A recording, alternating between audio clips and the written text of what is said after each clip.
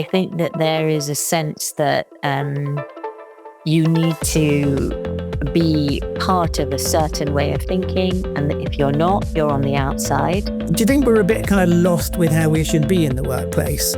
There's still a way to go in terms of talking about failures at work, things that haven't gone well, mistakes that have been made.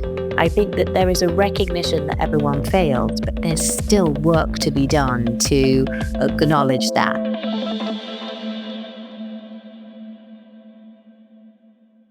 Business psychologist, practitioner, and academic Susan Kahn is your go-to expert for making your company more resilient, improving connection with employees, and ensuring everyone feels good in the workplace. She's the author of many books, all about how to reinvent yourself, about resilience, about psychological insights that will transform your life and your work. I'm proud to have her on the show, and I'm relishing this conversation about how to navigate change in the modern era. Welcome to the show, Susan. Oh, thank you for having me. I'm going to kick off with my question that I always start with. What's your wildest prediction for the future? Well, it's a little bleak, but it is that we will listen less before we begin to listen more.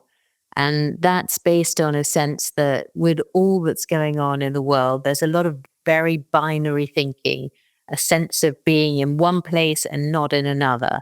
And that sort of politically, economically, socially is driving us to almost not bear to hear somebody who's saying something different to the way we think.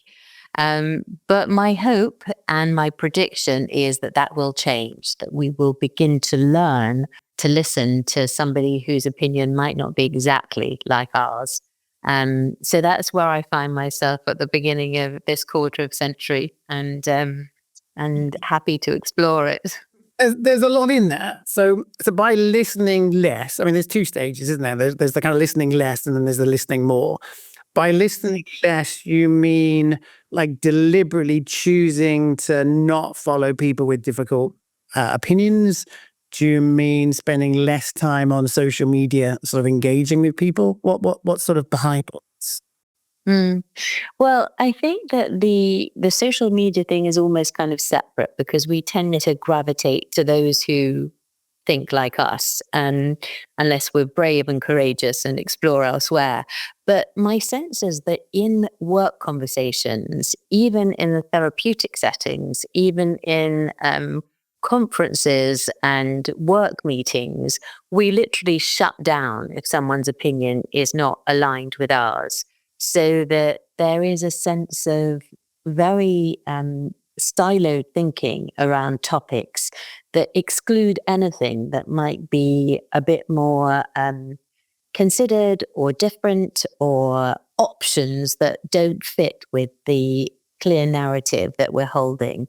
And that is obviously something which shuts down all kinds of creative and entrepreneurial activities.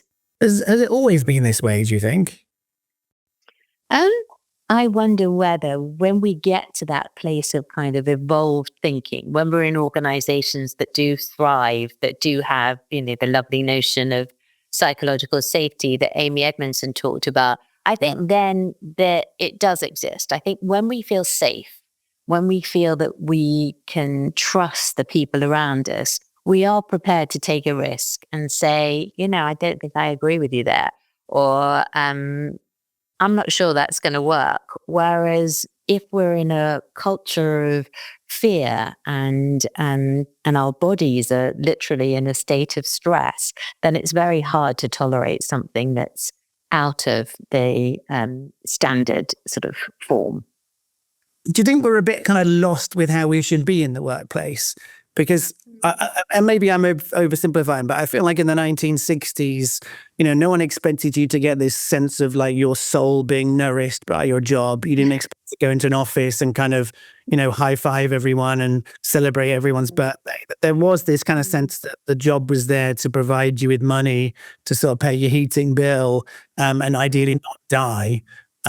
And then there's this weird thing that happened, I guess, about 10 years ago, where there was this sense that we should be celebrating everyone's birthday and we should have thirsty Thursdays and get on with everyone, and the whole kind of like bring your whole self to work thing. And then now, kind of more recently, one has to be a bit more careful sometimes about conversations that you have at work, because it seems quite difficult to have different political opinions, for example. You are a bit lost on that kind of on that pendulum somehow. I do think we're navigating a new way of being at work. I think that was particularly compounded by COVID and our shift in how we worked. But this idea that we should be our whole self at work, I think is quite misguided. I think that there are many, many aspects of ourselves that are really not appropriate to bring to the workplace. You know, there are things that belong in our private space. There are things that belong in our analytic space. There are things that belong in our imagination that don't necessarily have a space at work. But I think you're quite right that the structure of work was much more simple in decades past. We knew that there was a hierarchy to operate within. We knew the expectations of what we should deliver, and we went along with it. There wasn't a sense of, in terms of Maslow's hierarchy, there wasn't this sense of we would be fully evolved in work. And it would be something that would be part of the way we lived our life. So I do think that's changed. And I do think that people are now navigating work in a different way. They are looking for a more purpose-driven, values-aligned way of working so that they can perhaps fulfill a bit more than they did in the past. Would you advise people to generally stick to their guns and express what they believe? I mean, obviously, it depends on how you do it, in order to kind of stand out as a kind of robust character, or is it very much dependent on the culture of the organization? Well, I think it does depend on the organization you're in. It depends on your own need for that particular job. I mean, let's not, we can't all be utterly kind of morally driven. Sometimes we need a job because we need to pay our bills. But if you are holding strong values around something that really matters to you, and you're working in an organization that goes against that, then I think you are right to speak up. And invariably, you won't find yourself alone. There's a wonderful concept in group dynamics, which is there's a sense of an individual speaking up about something which is not necessarily just their own issue. But when they speak up about something they're worried about, it will be something that is owned by the whole of the group. So that if you are in a situation where you feel something needs to be called out or something important is being overlooked, it's highly likely you're not the only person who's thinking that. So you can sort of be comforted in the fact that you are perhaps speaking for more than just yourself. But I would encourage people to gently open the fact that, yes, they do have a different opinion. And is it okay for me to express that? And you can hear pretty soon whether that is okay, truly okay, or whether it's just something that people are nodding to, this idea. Of course, you can say whatever you wish, but you don't really necessarily believe that. Do you think people are more fearful in their roles than they have been before? I think so. I think so. I think that there is a sense that you need to be part of a certain way of thinking. And that if you're not, you're on the outside. I think there's a worry about things politically and economically. The awful wars that are going on in the world have led people to take very sort of particular positions that, if you think a little bit differently, can be incredibly hard to acknowledge. This idea of tolerating difference is, I think, catastrophically frightening for people. Mm, mm. What else do you think drives that fear? I mean, is there sort of economic uncertainty behind these environments, or have companies just become quite kind of brittle? Mm. Well, I mean, I think some people are worried about where other opportunities might come from, or they may have had in their mind a vision of this particular role being one way, and they were so excited about it that they don't want to admit to themselves that what they're finding is not as enriching and aligned to their values as they thought. So I think that employment generally is something which people are very concerned about. And once they've fought and got their position, they don't want to lose it. But for organizations to evolve, for us as society to evolve, we do need to be able to be open and to allow people to listen to something which isn't exactly the same as their view, to listen for sort of comprehension as opposed to listening to persuade or to confirm whatever bias or opinion we have. Do you think this sort of broader environment of things like social media or quite sensationalized news, is that kind of making it harder for people to have more nuanced conversations? Like are people sort of out of practice with this idea of finding consensus or building bridges or listening without sort of judgment immediately or things like that?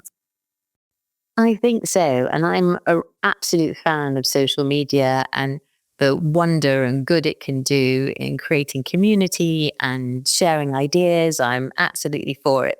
But I think it can also be utterly brutal if you take a different position.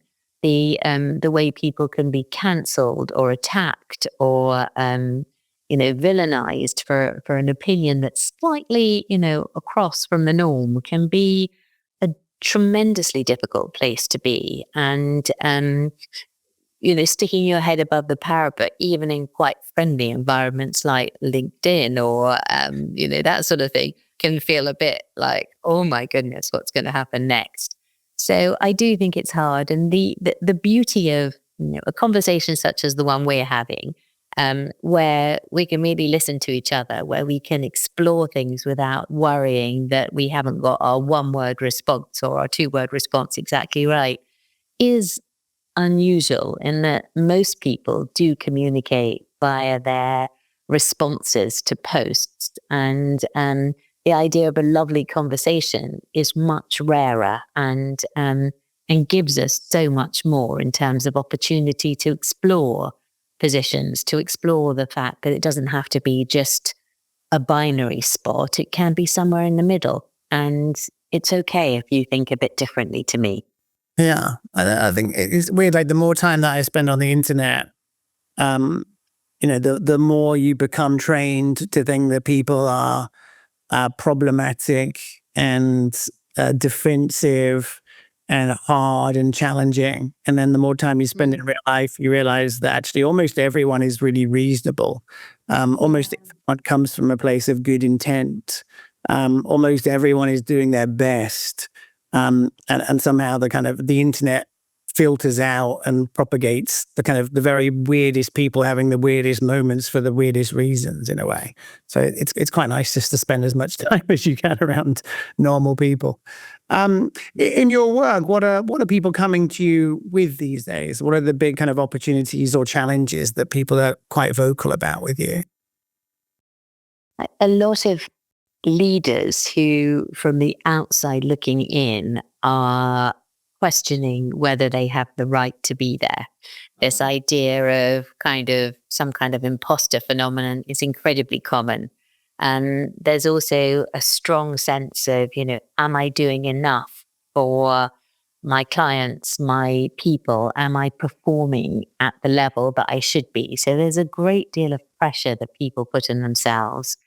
And within groups and teams, and even at the most kind of effective level, there is great vulnerability. And I think that vulnerability is something that I actually quite cherish because I think it means people try hard to do the right thing. And I think in contrast to this kind of narcissistic intent where there's such surety that you're doing the right thing, that you tread all over people and you sort of bombast, organizations with your vision.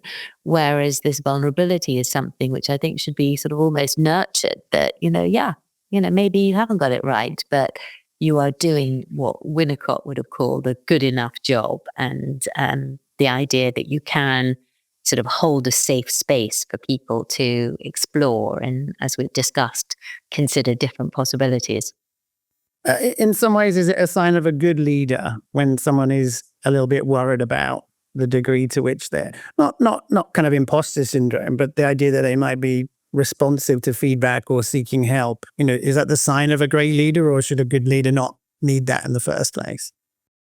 I'm absolutely with you in thinking that a good leader is someone who questions whether, is this absolutely right? And I think that some of our original examination of how people have got to this right wrong kind of binary is because we have so many leaders who seem to be expressing absolute certainty about this or that there leaves no room for any other kind of scope of exploration or ideas. So I think that not everybody feels like they're an imposter, but most good leaders do have moments of thinking, I hope I've made that right decision. I hope I'm leading in a way that is, courageous, but also doing good, building better in the world. Does it feel like there's a bit of a kind of dearth of good leadership at the moment? Like I have a kind of weird thing, and obviously my experiences are kind of irrelevant because it's just one person. But growing up in advertising, I felt like they were very strong, sort of charismatic, sort of clear, maybe slightly sort of sociopathic, but kind of fun, and they were kind of ballsy people of all genders. And they would sort of compel people, and they would sort of inspire people, and they'd create this immense sense of kind of momentum. And then after about sort of 2007 or something, we seemed to sort of disappear into this sort of melange where no one really knew how to sort of lead, and to kind of have the loudest voice didn't seem very collaborative. And, leadership became more about building consensus and helping inspire people to do their jobs rather than kind of ask them to do it, in quite a strong way. Are my experiences any reflection of a broader picture, or is it just my unique situation? No, I don't think so. I think there is something of a longing for leadership of the past, the idea of the sort of Churchillian kind of leader who's got very kind of clear views, great motivating speeches and, direction and guidance. But in some ways, we know so much now, don't we, about our leaders? There is an air of mystique around them. We know about their whole person, and that in some ways takes away that kind of edge of wonder around our leaders. So I think it's much more open in some ways, in that, we recognize the frailties of, most human beings, whether they're leaders or not. But I think also perhaps a new way of leading, hopefully moving towards this idea of leading with failure as a possibility, that we don't just have to lead with certainty that what we're doing is absolutely right, but with an idea of, we're going to try this. I hope you'll come with me. I've done my research. I believe strongly that this is right, but that if we do fail, we'll learn from it, rather than it being a disaster and a sense of me being the person that has caused that. Is something that we can, work on and develop. And what sort of topics do you think people are not talking about enough? Oh, well, and this might sound a little bit controversial, but I think that people are much more at ease at talking about their mental health, about anxiety, about depression, about, opportunities that times when things have gone wrong for them personally. But I think there's still a way to go in terms of talking about failures at work, things that haven't gone well, mistakes that have been made. I think that there is a recognition that everyone fails, but there's still work to be done to acknowledge that. I think great strides forward in terms of personal well-being, but less so, I think, in terms of the sense of not doing well in the actual job that we're supposed to be doing. Hmm. And what would you sort of recommend to people, when it comes to some of these questions? The whole kind of mental health thing, I think, is quite interesting because, again, if you think back 50 years ago, the idea that you might kind of have a day in bed because you're kind of depressed if you live in a coal mine, if you work in a coal mine, in that era, in that context, it would be kind of laughable. Working for a TV company and your job is to create, new formats, then the idea that you might not have your best head on that day seems quite sensible. And it's, it's about the quality of your thinking. And then you end up in a weird situation where you're kind of, your leaders become your family, and to what extent should you be sharing everything, and to what extent does that create kind of legal issues or problems with HR? Like I think a lot of people are quite confused about the degree to which the workplace should be a kind of an honest and transparent environment versus a kind of cog in a machine, I guess. I think there's a couple of observations I'd like to make. One is that it's different from for leaders as to those who are working for leaders. I think that leaders have a particular role to play in acknowledging that we all have mental health, and to, in some ways, speak about their own experience of times when that mental health hasn't been great can be enormously, empowering for people around them to allow themselves to be who they are and to recognize that even the most senior people can get over these things. But the other kind of perhaps more sort of harsh way of looking at things is that we do have to be psychologically strong enough to function at work. Work is not a therapeutic place. It's not a surgery. It's not a place where we go to heal. We go to do work there, and we need to make ourselves well enough in all regards to function at work. And I think lots of organizations are doing great stuff to help people to get to that place. But I don't think that we can discharge our own responsibility for ensuring that we are well enough and psychologically strong enough to do whatever it is we're employed to do. Yeah. Okay. So just to kind of leave on the point you started with about listening less to listen more, leave us with like a few top tips for how to listen better and more, and how to choose the context in which we do that. Yeah. Well, I think I would allow yourself the possibility of learning to listen better. You don't have to imagine that the way you're listening now is the end game. I would reference silence, which is something which is often frightened. People are very frightened about it. And, you ask me a question about something, I'm not quite sure what to say. And so rather than sitting quietly and contemplatively, I burst out a kind of response.